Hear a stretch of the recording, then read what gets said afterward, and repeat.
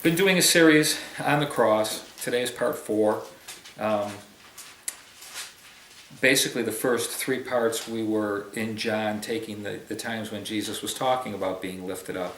John 3, John 8, John 12.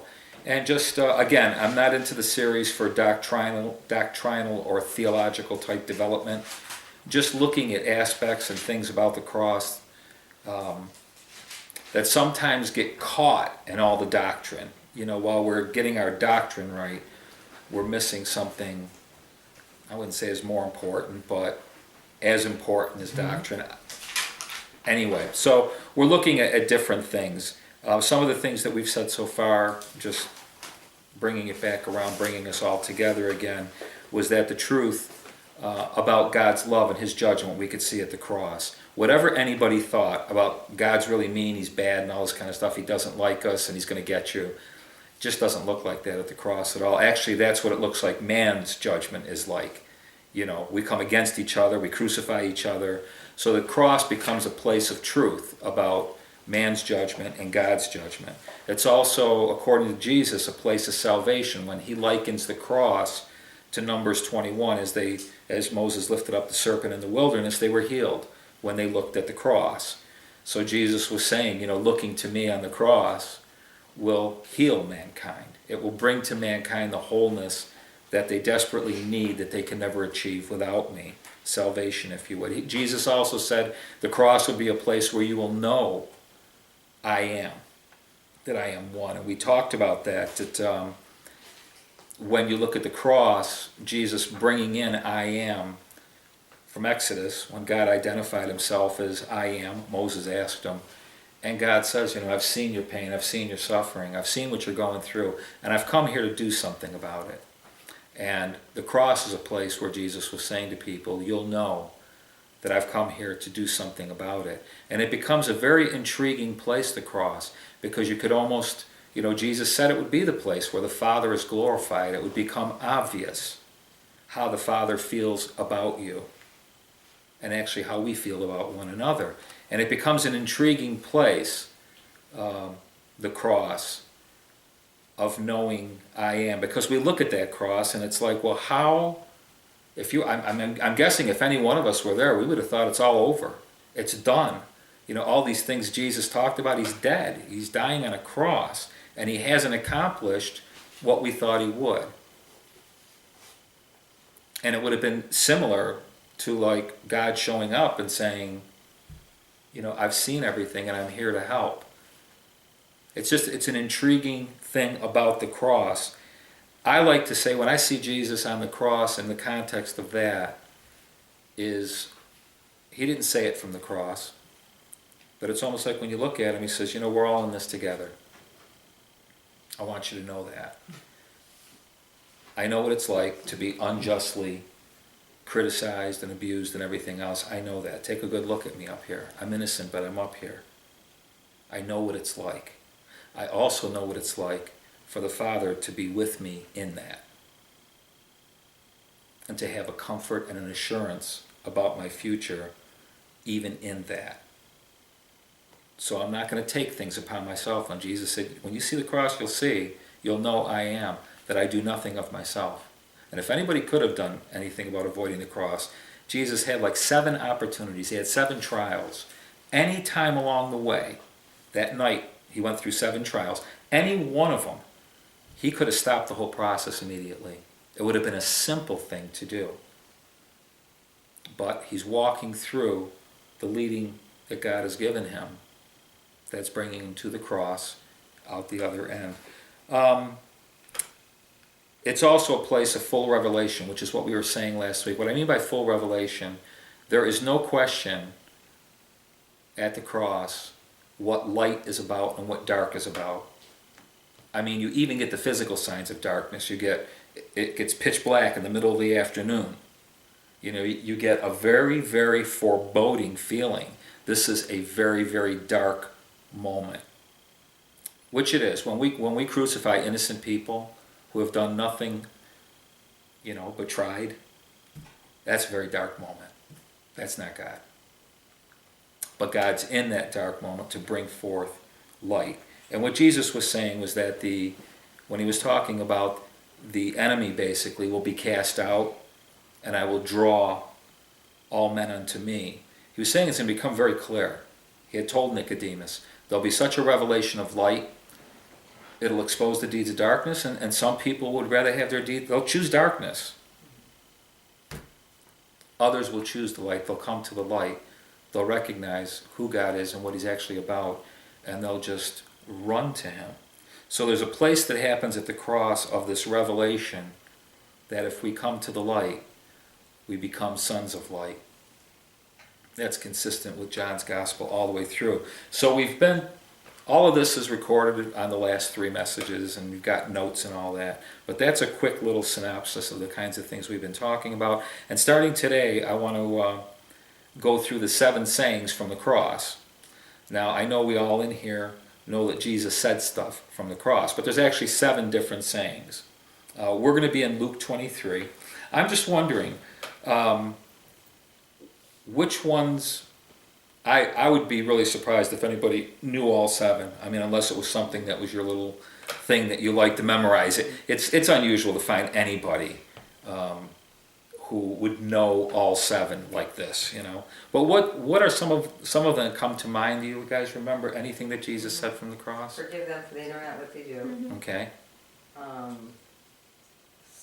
This is your son, this is your mother, mother behold your son behold your mother. Glory's on a roll. Yeah, I am, but I She's think going that's to my Africa. role. I got hands at 2.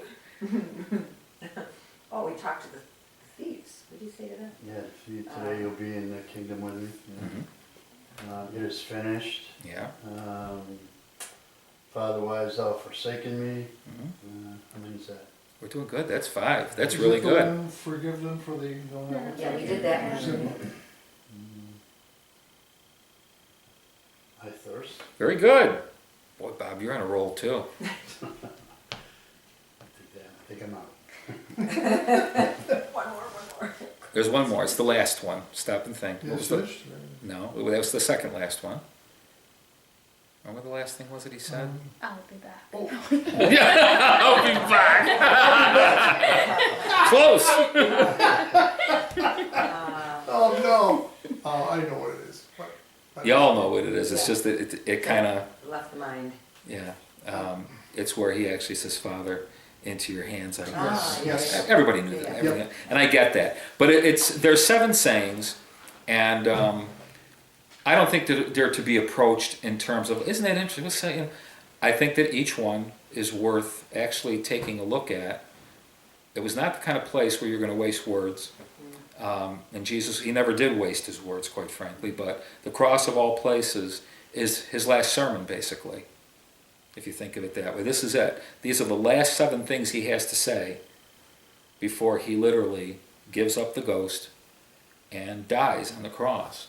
So I just want to take the next 7 weeks, actually, we'll take one each week, and we're going to take them in chronological order. So let's go to Luke 23. If somebody wants to read verses 33 through 38, that'll get us started. And when they had come to the place called Calvary, there they crucified him, and the criminals, one on the right hand and the other on the left. Then Jesus said, Father, forgive them, for they do not know what they do. And they divided his garments and cast lots. And the people stood looking on. But even the rulers with them sneered, saying, He saved others. Let him save himself, if he is the Christ, the chosen of God. The soldiers also mocked him, coming and offering him sour wine, and saying, If you are the king of the Jews, save yourself. And an inscription also was written over him in letters of Greek, Latin, and Hebrew, This is the King of the Jews. So the first saying from the cross is, Father, forgive them, for they know not what they do. First word out of his mouth is Father. Everything he's been saying, that we've been looking at in John, and everything he's been saying is about the Father, that at the cross it would be evident that the Father was with me, that he doesn't leave me alone, I do nothing of myself. What you're going to see is a demonstration of the glory of the Father, of God. In John 12, Father, glorify your name. I have glorified it. I will glorify it again. So the first word out of Jesus' mouth is Father. It's his relationship. The truth of his relationship with God is evident, which is important. But I think the revelation of it is, which is, I think, important for us, is that he's our Father too. And what Jesus was going through was horrendous.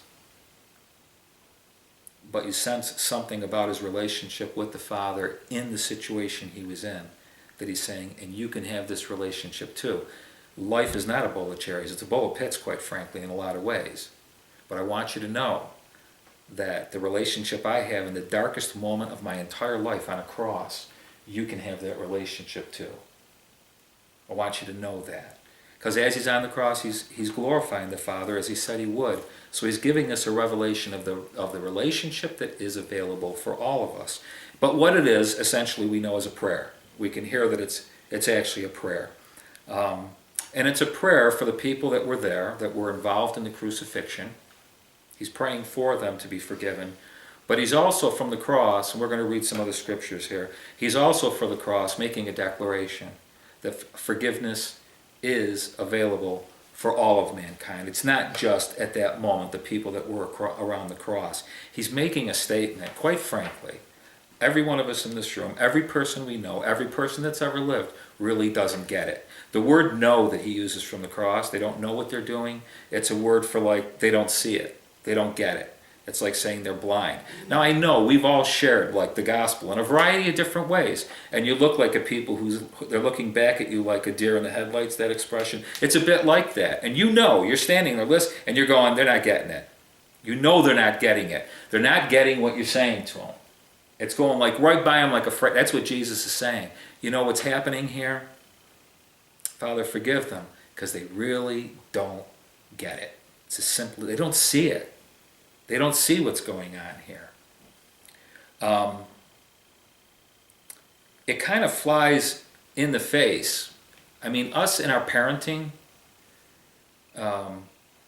yes, we're all parents in the room. I had to double check, because sometimes there's people in the room that are not parents. All of us in our parenting, somebody's looking back at the kids, all of us in our parenting, I think it's a great example. I mean, how many times we've looked at our kids when they were growing up and we know they don't get it. And we're trying to find a way for them to get it. And then eventually when they do, you can almost see it. You can almost see, well, we can, in our own lives, we could say that too. Mm-hmm. Where all of a sudden it's like, oh, how can I not see that? Because you were blind. And now you see. That's our strongest Christian message. You're blind. You just don't get it. But the light comes, we see it, and then there's the choice. But Jesus is using this word.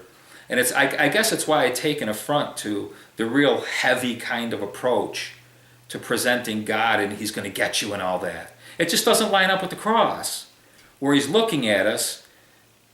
I mean, how many of us seriously were like angry and disciplined our kids when we knew they just didn't get it? They just didn't get it. What did we do? We tried to teach them and tried to help them along so they would get it. Now, after they got it, that's a different story. But that place of ignorance, God's not winking at it and saying, no problem. That's not what he's saying. But he's well aware that we really don't get it. We're human beings on earth with a limited amount of revelation, understanding the whole thing, and we seriously don't get it. And that's where he's kind of, and that part of the cross, I think, is essential that we don't normally hear preached. He knows we don't get it. And think of how we are as parents. I mean, the amount of mistakes we make parenting, and all of a sudden we almost attribute something to God that is just, it's less than what we are in the way he would approach us and work with us. In any event, it's a prayer. And all we're going to really zero in on for the next 20 minutes is forgiveness. And forgiveness is a bit like salvation, where it's instantaneous and it's progressive, or a process. What I mean by that, you know in the Word, everybody in here is saved. No doubt about it. And yet on a daily basis, we're working out our salvation with God. And Jesus said things like, he who endures to the end shall be saved. And so there's this idea that it has, you can't measure it in terms of time. It's an eternal thing. So you've got the vertical part of it that says you are saved and you're being saved. It's vertical and it's horizontal. You are forgiven. and I've said this before in the last couple of weeks, everything you ever did, whatever you're currently doing, whatever you ever will do, it's all forgiven. But yet Jesus encourages us in the Lord's Prayer to pray that we're forgiven. So the way we approach it is knowing that we are forgiven, but there's a variety of choices that we make in life where we continue to say to God, I'm sorry, please forgive me for that. And the thing is, yes, you are forgiven. You are forgiven.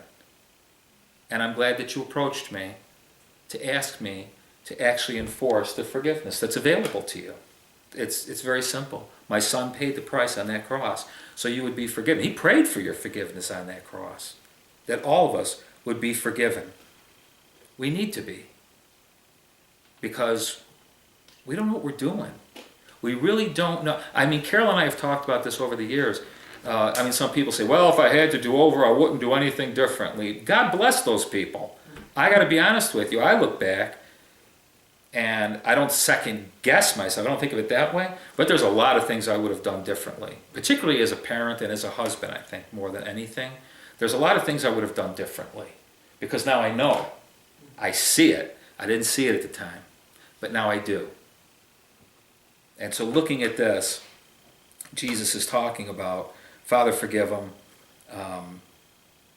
They don't get it. They don't know.